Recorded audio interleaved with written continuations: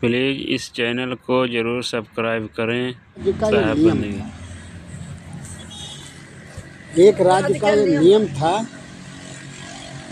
कि उस पर 5 वर्ष के लिए राजा का अभिषेक किया जाता था, तो वो राजा राज करता था और 5 वर्ष तक वो अकंटक राज करता था। उसकी पूरी हुकूमत रहती थी, प्रजा को कैसे डील करना है, कैसे चलाना है और कैसे हमको रहना है, अपने परिवार को कैसे। तो बड़े अच्छे खुशी से रहते रहे, सुख सुविधाएं सब जुटा करके, क्योंकि उसका राजा का पूरा हक था, पूरा अधिकार था। ये कह दिया जाता था 5 वर्ष तक आपका पूरा अधिकार है, चाहे जो कुछ आप करें, चाहे जैसे आप राज्य को चलाएं, प्रजा को चाहे जिस तरह रखें आप, और चाहे कोई उन्नत करें, विकास करें राज्य का, कुछ भी आप कर सकते हैं, आपका पूरा हक अधिकार है।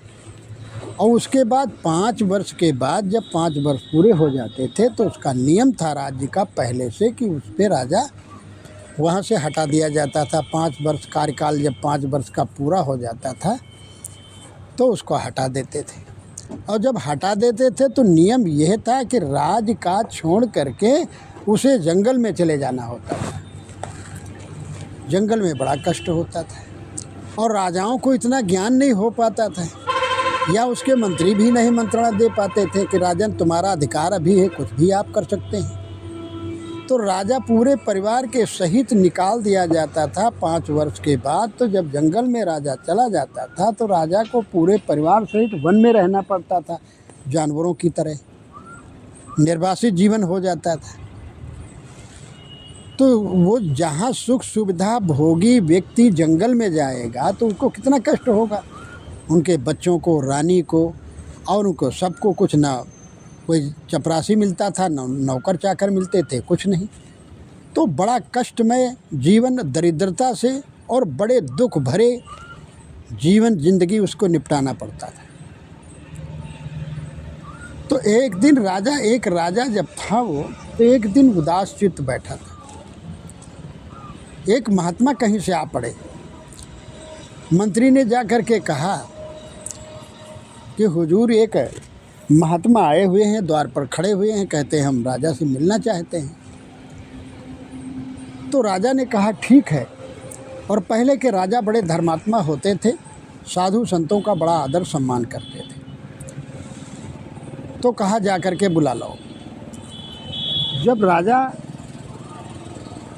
मंत्री को भेजा तो मंत्री जा कर के बढ़िया प्रणाम दंडवत करने के बाद और राजा के सामने जो है महात्मा जी को ले आए। महात्मा जी आए तो राजा उठ करके प्रणाम किया और बैठने के लिए आसन दे दिया। महात्मा बैठ गए। महात्मा ने पूछा कि राजन, सुख कुशल मंगल तो है ना, प्रजा ठीक है, आप ठीक हैं, स्वस्थ हैं, आपके बाल बच्चे, आपके बाद कौन राजकुमार होगा, कौन राजा बनेगा। राजा कुछ नहीं बोला, उदास मन से ऐसे बैठा रहा, क्योंकि वो चिंतातुर था। उसको शेष 1 साल रह गया था, 4 साल बीत चुके थे। उसके बाद 1 साल के बाद उसे वन में जाना था। राजा इसी चिंता में गला जा रहा था। महात्मा ने पूछा, राजन उदास क्यों हैं, क्या दुख है, क्या कष्ट है? आपके पास तो धन है, किला है, राज्य है, फौज है, सेना सिपाही सब हैं, धन धान से आप पूर्ण हैं, फिर भी आप दुखी क्यों हैं? क्या कोई दुश्मन आपके ऊपर चढ़ाई करने वाले हैं, या कि आप कोई बीमार हैं, या क्या है? आखिर क्यों इतना उदास हैं? राजा के आंसू आ गए आँख में। तो राजा ने कहा कि महाराज, न मैं बीमार हूँ, न किसी तरह मेरे में कोई कमी है, राजकाज सब बढ़िया चल रहा है, बढ़िया है, अन्न धन से सब भरपूर है राज्य हमारा, सब कुछ है, सारे साधन हैं। लेकिन चिंता इस बात की है कि महाराज, इस राज्य का नियम है कि यहाँ से 5 वर्ष के बाद जाना होता है। और जाना कहाँ होता है? किसी बस्ती में नहीं, नियम है कि जंगल में। और वन बहुत गहन वन है, उस गहन वन में जाना है जहाँ पर जंगली जानवर रहते। मैं सोच रहा हूँ कि 1 साल बाकी रह गया है, 1 साल के बाद मैं जंगल में कैसे गुजारा करूँगा, मेरे बीवी बच्चे कैसे रहेंगे, जानवर खा जाएंगे, या तो नर्क में मेरा जीवन रहेगा वहाँ पर। ये हम सोच करके और रात दिन चिंता में हम परेशान हैं। महात्मा ने कहा, राजन 1 साल तो अभी बाकी है ना? तो राजा ने कहा, हाँ 1 साल बाकी। तो राजा ने कहा, तुम्हारे पास अधिकार तो पूरे हैं ना? कहा, हुजूर भगवान हमारे पास सारे के सारे जो है साधन हैं और हमारा पूरा का पूरा अधिकार है, हम कुछ भी कर सकते। तो कहा ठीक है। महात्मा ने सुझाव दिया कि देखिए राजन, तुम थोड़ा ध्यान दो, तुम्हारे हाथ में अभी सब कुछ है, 1 साल बकाया है। 1 साल में ही नहीं, तुम 1 महीने में ही तुम जिस जंगल में तुम्हें जाना हो, कहाँ जाना है? फला गहन वन में जाना है, बहुत विकट जंगल है, वहाँ शेर भालू इत्यादि रहते। कहा ठीक है, यहाँ से पहले ही तुम्हारे पास साधन है, तुम यहाँ के जाने के पहले ही जिस वन में रहना है वहाँ सब मैदान करवा दो थोड़ा, और मैदान करवा करके वहाँ फाउंडेशन करवा दो, बाउंड्री करवा दो और वहाँ पर किला बनवा दो। ये तुम्हारा हक है, अधिकार है। कहीं हाँ हुजूर है, कहीं बस ठीक है। तो वहाँ भी मकान इससे अच्छा बनवा दो, वहाँ भी कुछ सिपाही रख लो और वहाँ भी अन्न धन सब के वहाँ भंडार भर दो। पहले से सारे साधन यहाँ बना दो वहाँ पर, जैसे यहाँ साधन है वैसे साधन वहाँ भी बना दो। बस जब यहाँ से जब निष्कासित किए जाओगे 5 वर्ष के बाद, 5 वर्ष पूरा होगा कार्यकाल आपका, तो वहाँ जाओगे इसी तरह सुख भोग फिर करोगे, बढ़िया राज्य करोगे। अरे मानो राजा की आंखें खुल गई, तुरंत उठा और महात्मा के चरणों पर गिर पड़ा। कहा, भगवान आपने तो मेरी आंखें खोल दी, मुझे ये होश ही नहीं था कि मेरे हाथ में इतना बड़ा अधिकार अभी है और 1 साल बाकी है। महात्मा को विदा किया